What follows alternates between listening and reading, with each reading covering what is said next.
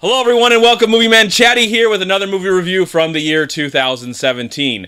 Let's talk about Molly's Game, which is the directorial debut, I believe, of Aaron Sorkin. In my opinion, one of the greatest screenwriters in movies and television and the theater. I love his work. I don't really like him as a person, I would say, you know, what his feelings about the world or anything. I don't know if I agree with what he believes, but I love him as a screenwriter. I love his rapid-fire dialogue. It's so fascinating to listen to, whether he's talking about the military and A Few Good Men, or Facebook and The Social Network, which he won an Oscar for, or Steve Jobs in Steve Jobs. I love the way he puts words into the mouths of his actors. And so that was the major reason that I really wanted to see this film, that he was directing the film, and I think this is his first time as a film director. I don't know if he's done television, but I'm assuming he's probably done television or the theater, because he's been writing for that, winning tons of awards. But I was curious about this movie mainly because, not because really of the subject matter, I love Aaron Sorkin, and I wanted to see his brand new film. Now this one is based on a true story about a woman named Molly Bloom, who at one time was an Olympian hopeful, or she was part of the Olympics at some time. She got in an accident, and then slowly down the line, she got into the underground world of poker, setting up these parties with these high-end people that were actors or musicians or politicians probably. I don't know. There's just like all these people, all these really, really rich people. And so we get to know her journey throughout the film. She is played by Jessica Chastain, the lovely Jessica Chastain, who's known for films like The Tree of Life and The Help. She's just one of the best actresses ever, and I believe she was nominated for a Golden Globe for this film. Did not win, but she was nominated, and I think she's been nominated a couple times for Oscars, and she's been, I think, working steadily since 2011. I think the first time I ever saw in a film was The Tree of Life, I believe. She plays Molly Bloom in the film. Molly Bloom's lawyer is played by Alba.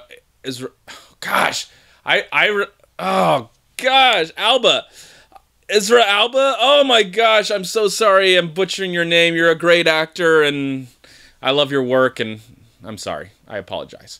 But he plays the lawyer. Kevin Costner plays her father in the film, who's a controlling, interesting individual. And the other actor that I recognized in the movie was Michael Cera. And I don't know if Michael Cera was playing himself. They kind of gave you the feeling that it was, because when they introduced Michael Cera, they show footage of him on the red carpet from the movies of the past. And I don't know if he's just playing an actor or he's playing himself. I can't really remember. Because, you know, maybe he just represents these actors that were coming into this poker game. And we get to know all these interesting people, people that just have an obsession with poker, and they want to find this underground game where they have to buy in anywhere between $10,000 to almost $1 million for a buy-in. And so I wasn't really interested in the poker aspect or you know, I like a good courtroom drama, don't get me wrong, but my little brain doesn't really understand the game of poker. I just can't seem to get my mind around it. And our judicial system, something I'm interested in, but I you know, all the techno jargon about that sometimes gets in the way as well. And this movie's heavy on that, though it is a character study about this woman's life. What I think I really loved about this movie the most was the energy, of course, and I loved the dialogue, of course. Aaron Sorkin, I was into it. I was just fascinated by his dialogue. Now, of course, this is based on a book, based on a real life, but the movie says written for the screen, of course, because Aaron Sorkin writes such amazing dialogue that I imagine did not really take place in this in real life.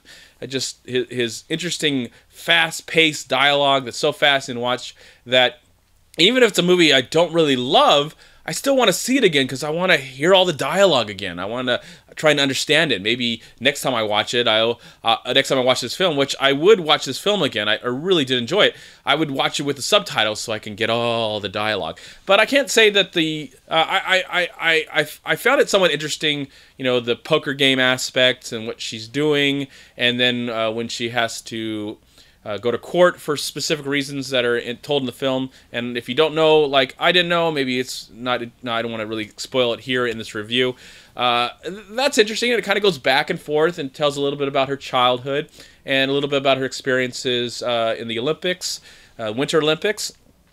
But what I really loved, and I wish there was more in this film, is her relationship with her father, played by Kevin Costner.